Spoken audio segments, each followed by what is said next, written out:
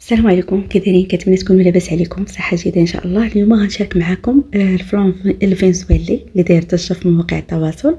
غنخليكم مع المقادير.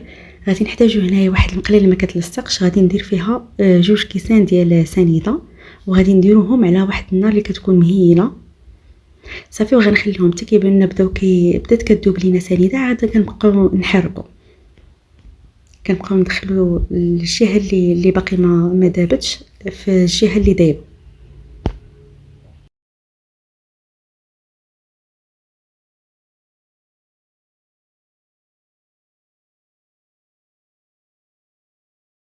وهنا راه واخا كيبان لنا اللون ديالها تبدل، ولكن راه باقي ما دابتش كامله، حيت كتحسي بداك السنيده باقا ثقيله. يعني كنبقاو نحركو مزيان حتى كتولي خفيفه وكنحسوا بها بلي دابت كامله.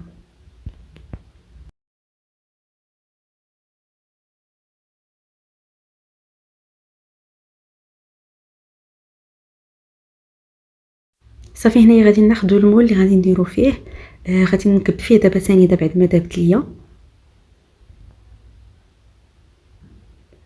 ومن بعد غادي نبداو هكا نديرو في الجناب. كنبقاو نحركو المول باش كتدار لينا سنيده في الجناب.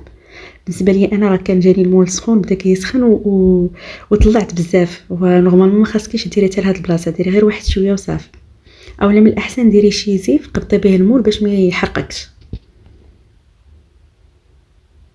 صافي هنايا كنحاول نعاود نرجع سنيده في داك الوسط.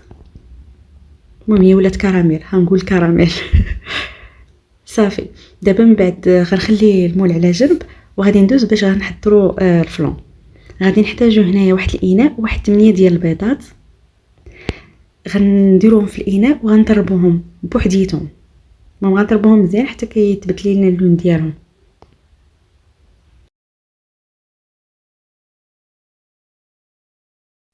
صافي من بعد ما ضربناهم غنخليهم على جنب، وغادي ندوزو نجيبو واحد الخلاط الكهربائي.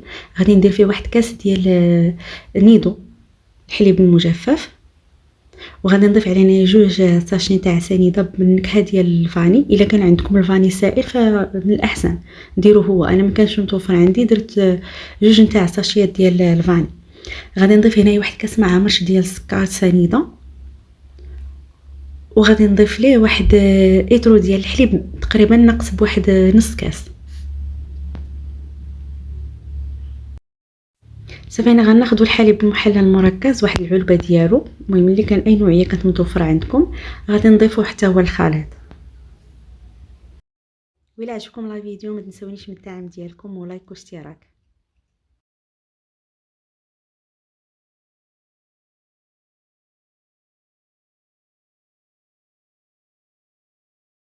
صافي هنا غنخلطوا المكونات مع بعضياتها. هنا غادي ندوز نجيب واحد الاناء اللي كبر، غادي ندير فيه البيض اللي ضربناه قبل، وغادي نضيف عليه هذوك المكونات اللي خلطناهم بالخلاط الكهربائي. غادي نبقى نضيف شويه ونبقى نخلط شويه بشويه حتى كنسالي الكميه اللي عندي.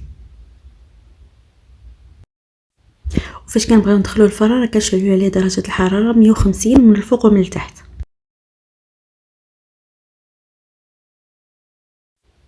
صافي هنايا غادي نجيب المول اللي كان فيه الكراميل.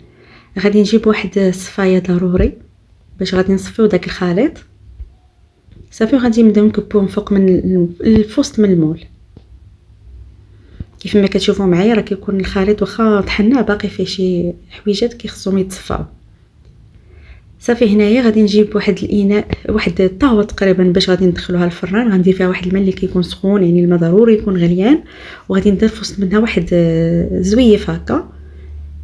بالنسبه لهاد الطاوه الا كانت عندكم القياس كبر منها، يعني في الطول ديالها مزيان، حيت كيطيب لينا هذاك الفلون كيطيب لنا دغيا، وفي نفس الوقت ما كيجيش محبب من الجناب.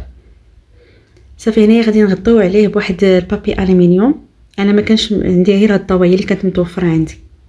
هنايا بان ليا داك الزيف طلع ليا المول شويه الفوق، وليت حليته باش يحاول داك الماء يجيني شويه، فهمتي، طالع شويه على المول.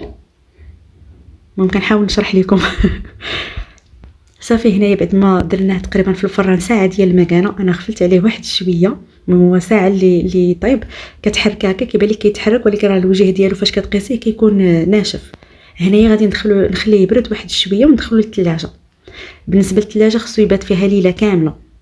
هنايا لا غد ليه فاش حيدته غادي نجيب واحد الموس بحال هكا غنبقى نديرو في الجناب حتى كنقيسو داك الكراميل اللي لتحت باش كيتحيد لينا بسهوله منين نبغيو نقلبوه. صافي هنا غنجيب الاناء اللي غادي نحطو فيه، زعما الصحن اللي غادي نحطو فيه ماشي الاناء، غنقلبو في هذاك الطبسيل. وكيف ما كتشوفوا معايا كانت هذه هي النتيجه ديالو. المهم انا قلت هذوك الحبيبات اللي طاحوا ليا فسميتو في الكراميل وقيله من الوقت اللي غفلت عليه يقدر لي زد. كانت هذه هي الوصفه ديال اليوم، كنتمنى تعجبكم. ما تنساونيش من لايك واشتراك والدعم ديالكم. السلام عليكم، مع وصفه جديده ان شاء الله.